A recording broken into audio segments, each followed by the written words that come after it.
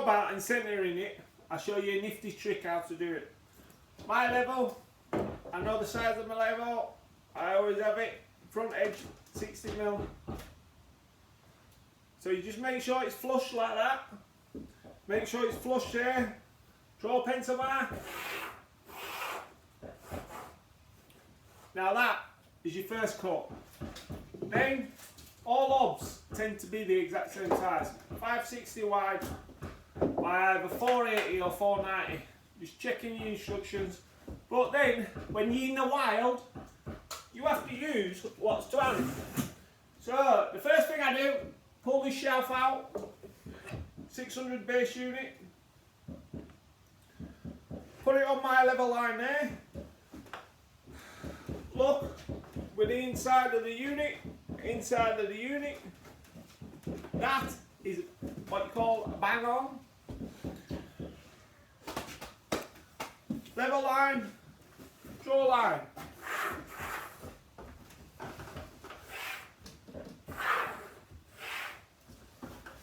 This hob I've already checked instructions. It says it's 490. So I've just marked a line from my level before I took my level off.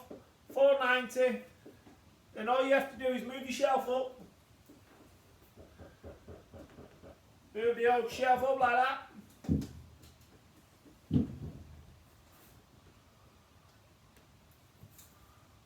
Draw a line round it. Take your shelf off, put it back in the unit. Beautiful. And there we have it, the hob cut out. Now what you need to do, check from that end to there, which is 412. Check from that end to there, which is 412. So you know it's all exact, just like a dream. 60mm there, 60mm there, 412 there, 412 there. You know it's bang square. You know you've got the exact gap what you need. Drop your saw in and cut it out. Easy as that, instead of messing about. Always use what you can use in the kitchen, in your environment. Just as long as you know your measurements and what to start at, it's just easy. Top tip there. From MJC Kitchens and Bathrooms. This is my electrician. He's not very cheery this morning.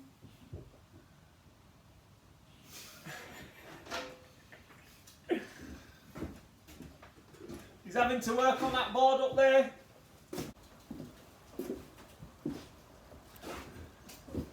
After you've routed your top out, cut it with my circular. Look at that, it's perfect. See what I mean? Line it down. If you get it exact, that means you don't have to router all this part out here. All that you would have had to router out if you want exactly in this unit, because that electric hob is going to drop lower than this. So now I'll just router this part I would out. That I'll just take out completely and move it further down. And then the unit will just fit in. So we've just saved itself a lot of hassle just by making sure that it's bang right. Always has to be bang right.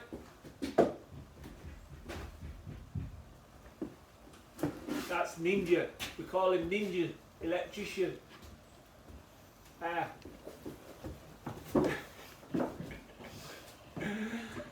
So if he's practicing, what do you call it? What do you call it, man? Taekwondo. Ninjutsu. Ninjutsu. He's practicing ninjutsu. So what I have a big tub of PVA, I have a big brush, and I get it cake it on. That means wherever I cut in a unit, PVA. Make sure you put plenty on. I most probably do. I'll get to do this about twice, I think. This is second time now. Plenty on.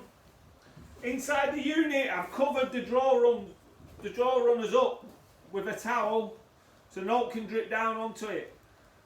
Now once I've got that, I'm going to peel my masking tape off. Then I'll get a cloth and I'll just wipe the excess off, not off the cut, just off the unit underneath. And then Sparky can drop it in. Beautiful. Beautiful. Like a work of art.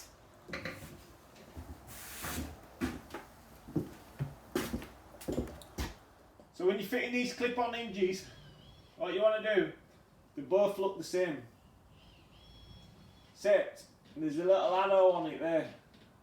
Little arrow, 2 hinges. This is for the full height door. If it would have dropped, hinges go there and there.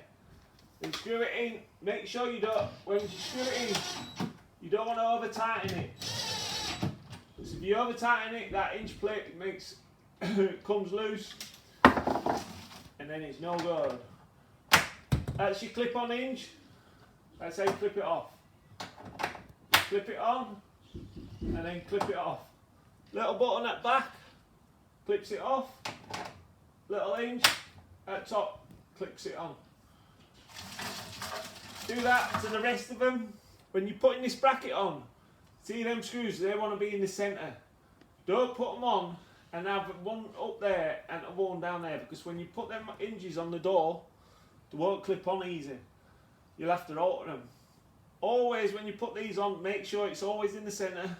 You only have to do it once end instead of twice. Just bang it on there like that.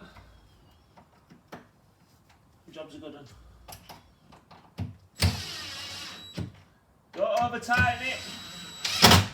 If you're unsure, use an handheld screwdriver. Because you don't want to over tighten it, because if you over tighten it, you're knackered. You can knack it. Go around your kitchen. Put your hinges on. What you want to do is, you want to put your hinges on to make it work for the kitchen. So these 2 doors here, I put out on the outside. So you open them like that, and then you open them like that. For the look of the kitchen and for the use of the kitchen. If you stood here next to the hob, you open the door, get your pan out, put it on the hob. This side, open the door, get your pan out, put it on the hob. Get your plates out, whatever you want. But you stood here, you can get into them. If you had the door opening like that, you'd have to go around it and then get into it. For above, I'll show you what I've done above. So above this door, always have it hinged to the left. Because if you had it hinged to the right and you pulled it round, you have to get round it to get in. So that one, always have it opening like that so you can get in. Then this one, have it opening like that so you can get in. That one same, opening like that so you can get in. These are corner units, so they'll be like that, but they'll be on a 180 hinge. So your corner unit, doors open like that, and it's a bigger hinge, it's a 180 hinge. This is what you call a 180 hinge. This one here is a 90.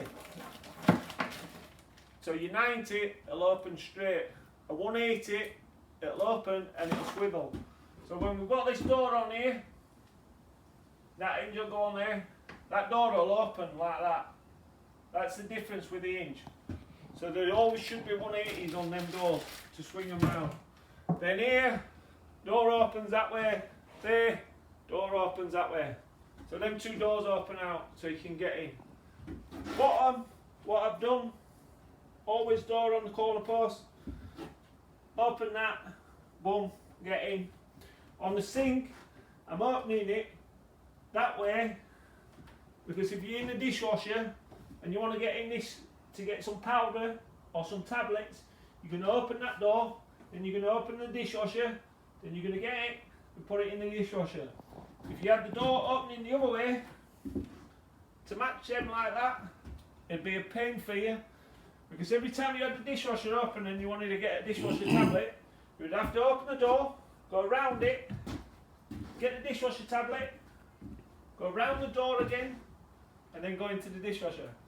You have it opening that way, hinge on that side, you open your door, open your dishwasher, get your tablet, throw it in, throw it back, and then shut your door.